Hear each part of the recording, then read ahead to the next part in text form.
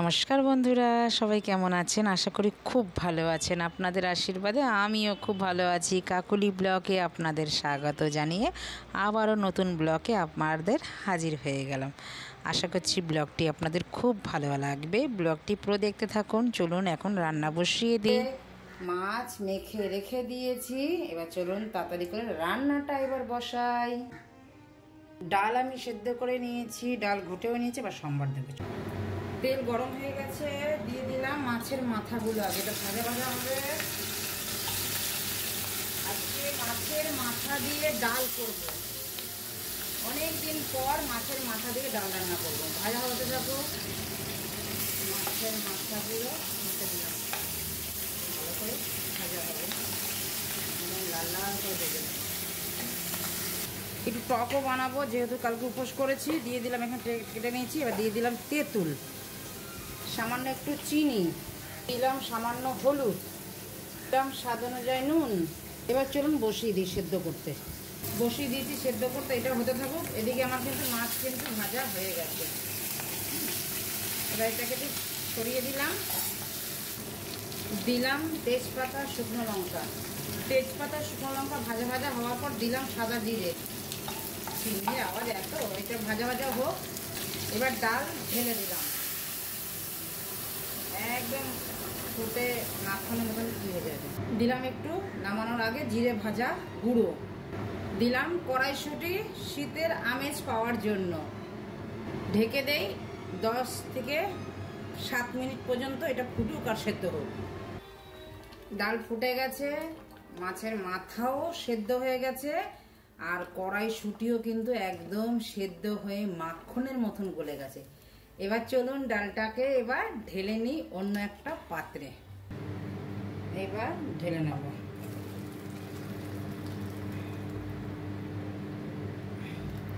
ঢেলে নিলাম এটার মধ্যে মাছ রান্না করব। রান্না করতে গিয়ে দেখি তেল নেই কন্টেনারে। চলুন তেলটা এবার ঢেলে নিই। এই একটা বিশাল বড় কাজ আমার, তেল ঢালা। এই তেল ঢালতে গিয়ে তেল তেল তেল তেল হয়ে যায় সারা দেখেছেন? এবার চলুন ভরে নিই এটাকে। এটা ভরে গেছে, এটা ঢেকে রাখি। এই বাকি তেলগুলো দিয়ে এবার রান্না করতে থাকি। এবার আজকে আমার আর রাখার জায়গা নেই। দিয়ে দিলাম সামান্য একটু তেল, শুধু লঙ্কাটা ভাজা হওয়ার জন্য। দিয়ে দিলাম শুকনো লঙ্কা, দিলাম সর্ষে। এই টকটা আমার মেয়েও খেতে খুব ভালোবাসে, আর আমার তো ভালো লাগেই। এবার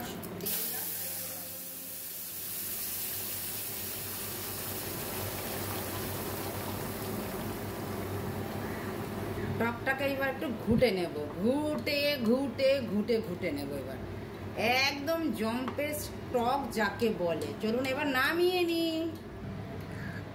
ঢেলে নিলাম। বাবা প্রচুর রোদ তো এখন, এই ডান্ডাগুলো গরম হয়ে যাচ্ছে। এবার চলুন, ওখানে কড়াই গরম হয়ে গেছে, তেলও দিয়ে দিয়েছি। এবার মাছগুলোকে আমি ভেজে নিই সুন্দর করে, তবে তাড়াতাড়ি হবে দুটো কড়াইয়ের মধ্যে রান্না করলে। যেহেতু অনেকটাই দেরি হয়ে গেছে, মাছগুলো গেলে ভাজা হতে থাকুক। এখানে আমি ঝোলটা বানিয়ে নিই। চলুন কড়াইতে তেল দিয়ে দিলাম, গরম হয়ে গেছে। দিলাম তেজপাতা, দিলাম কালো জিরে। এই ঝোলটা আমার মা বানায়, অসাধারণ লাগে। এবার আলু দিয়ে দিলাম। এই আলুগুলো সেদ্ধ ছিল। মেয়ে আলু কবরি খাবে বলে সেদ্ধ বসিয়েছিলাম, সেটা আর খাওয়া হয়নি। আপনাদের দাদা আবার আসতে পারেনি, তো সেদ্ধটা আমি ফ্রিজে রেখে দিয়েছিলাম। তো এখন আলু সেদ্ধটা মাছের কাজে লাগিয়ে দিচ্ছি। এটা একটু লাল করে ভেজে নেব উল্টে পাল্টে। এবার দিয়ে দিলাম লঙ্কা বাটা। এটা যা আছে লাগবে আমি দিয়েই দিলাম।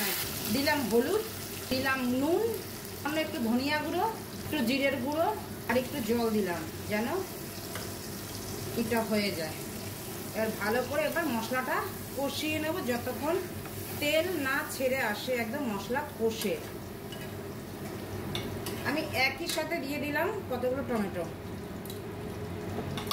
এবার ভালো করে মশলাটা কষাবো। একদম তেল ছেড়ে গেছে মশলা কষাতে কষাতে। এবার ঝোল দিয়ে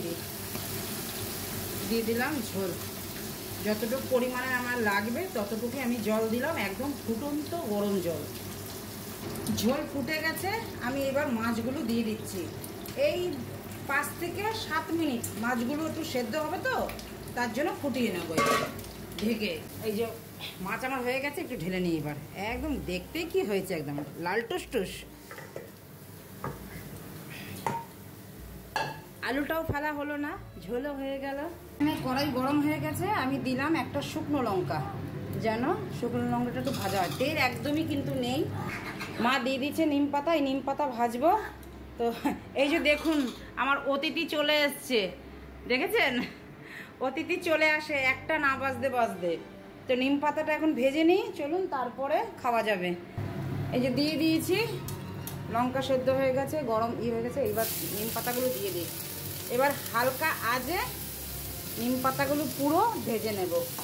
এটা থাকুক ভাজা ভাজা হতে থাকুক। সামান্য একটু নুন দেবো আর হলুদ দেবো। আজকে এত তাড়াতাড়ি রান্না করে নিলাম। ভাত, এখানে আছে মাথা দিয়ে ডাল, আর এইখানে আছে টক, আর এইখানে আছে মাছের ঝোল, নিম পাতা ভাজা। রান্নাও কমপ্লিট হয়ে গেছে। আর দেখুন ওই যে গাছের আগায় বসে আছে, কখন আমার রান্না হবে এসে আমি খেতে দেব। চান করতে গেলেও সেই কাঁ কাঁ করে মাথা খারাপ করে দেয় 1টা বাজলে। আমার বাবা 1টার মধ্যেই ভাত খেত, হয়তো আমার কাছে রোজই আসে খেতে। দিলাম ভাত, দিলাম যা যা রান্না করেছি, ডাল, টক, মাছটা নিয়ে আগে চলে গেছে। এবার সবাই আস্তে আস্তে করে খাবে, একজন আরেকজনকে ডেকে নিয়ে আসে। বন্ধুরা, আপনারাও না দিতে পারেন, কাককে একটু খেতে দিলে না বেশ ভালোই হয়, আপনাদেরও সংসারে সুখ আসবে। তারা খাবে। কাক কখনো কারোর ক্ষতি করেনি, আর কখনো ভালোও করেনি। তো কাককে যদি খাওয়ান বন্ধুরা, আপনারা খুব ভালো থাকবেন, খুব ভালো থাকবেন। কে কোন রূপে আসে সে তো বলা যায় না।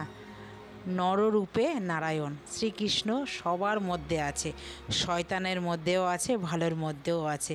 তো চলুন, এবার ওনাকে তো দিয়ে দিয়েছি, এবার আমরা খাওয়া দাওয়া করি।